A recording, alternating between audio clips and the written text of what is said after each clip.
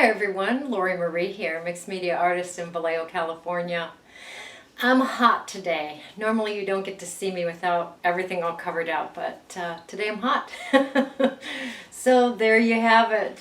All right, playing in that altered book, The Faces of Frida. I'm having a blast. It's a little bit on the dark side, but Frida is a little bit on the dark side for me. So I'm here for inspiration only. Remember that as we go through these videos.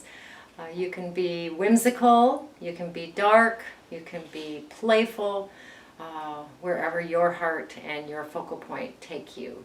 So playing with Frida, she took me to a darker place with the poetry, etc., etc.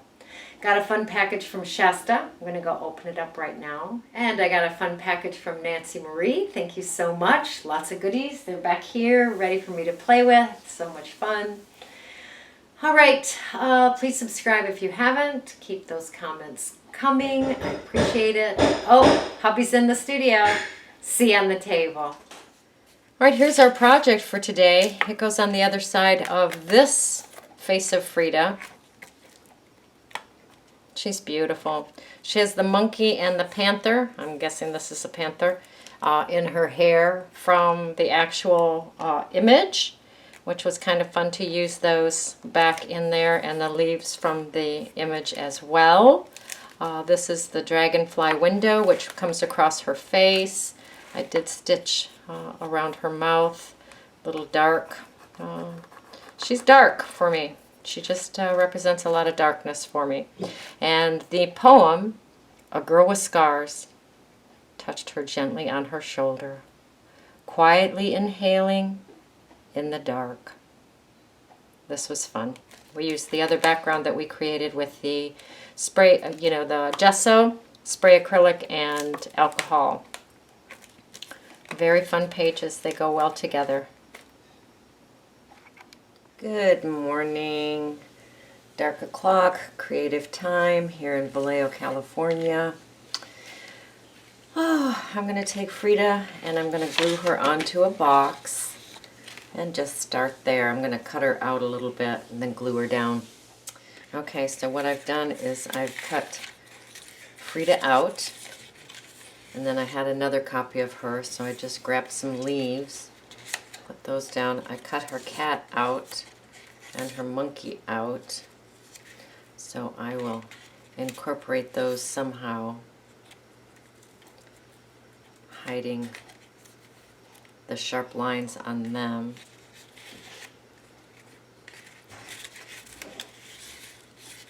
So I'll just play with that for a little while until I can get that to look like I want it to look. Maybe hide him behind there. We'll see.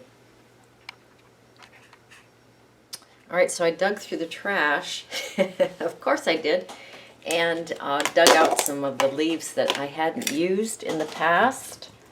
So now I'm just going to glue her all together and then cut her out using all of these goodies. So I'll glue her onto the cardboard because I like the stability of that. Now I'm going to, no pun intended, monkey around with with these pieces.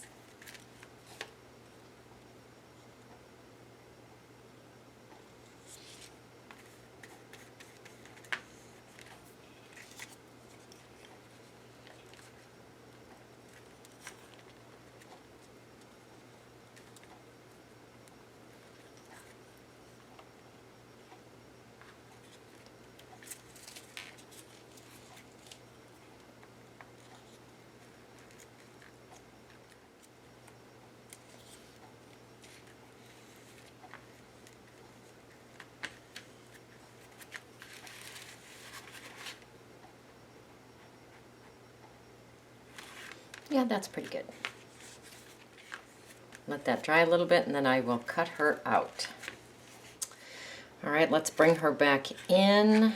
We're going to cut her here. I would like to see if I could keep the cat's ear on this page. Just kind of cut it there and then put that on that page where a poem is going to go. I don't mind if this sticks off the edge because of the cardboard. It's stable enough to handle that. So let's just slice her down here.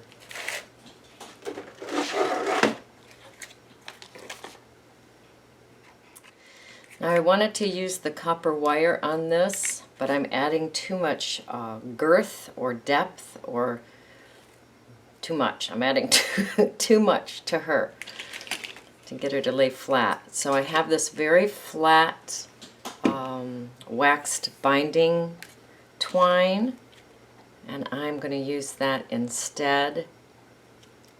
And my subject matter, being Frida, brings on a very, very dark story. So we are just going to go with it. My intention is to stitch her mouth shut with my flat binding thread. So I need to figure out how to comfortably poke holes above and lower her lip.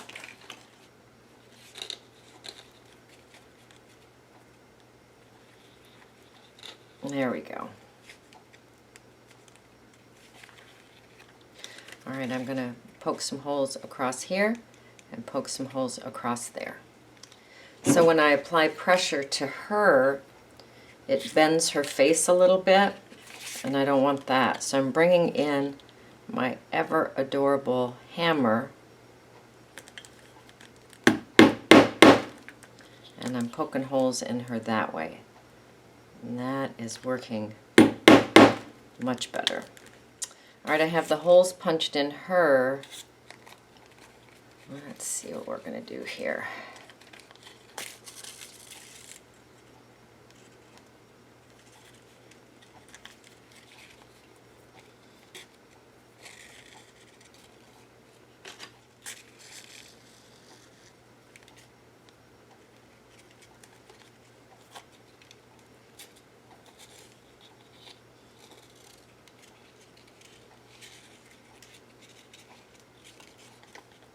And I'm just going to stitch her across like that, just loops down. So I came through the back, went down, over, up through the front and back, and just stitched her that way. You can do a crisscross stitch too. Not that you're even going to do this, but purely inspiration. And I'm going to glue that on the back. I'm going to go ahead and put glue on her and put her on the page. And I'm putting the other portion of the leaf on this side.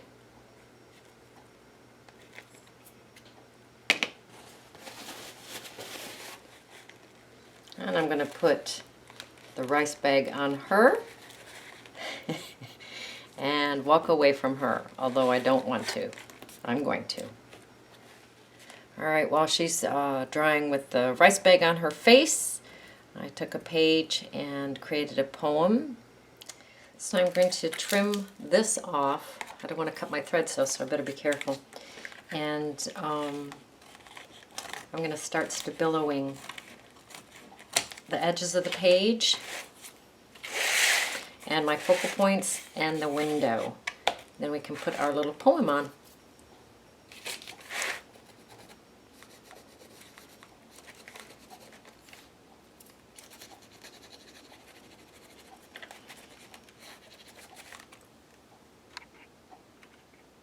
So I have the stabilo around. I want to really bring out the critters in her hair.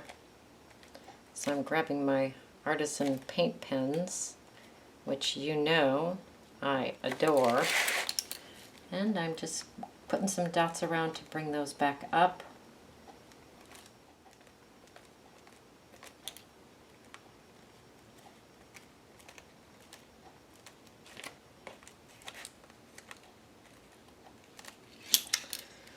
All right, it's time for me to go walk Hudson, then we'll put the poem together. All right, so I have the poem cut out, and what I'm going to do is just glue it down now. Here again, I'm just going to go under the words with my Stabilo, not completely around them. And then I'll bring in some fun dots.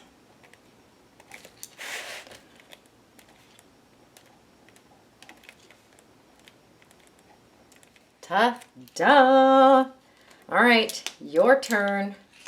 Go create, go play, go have fun.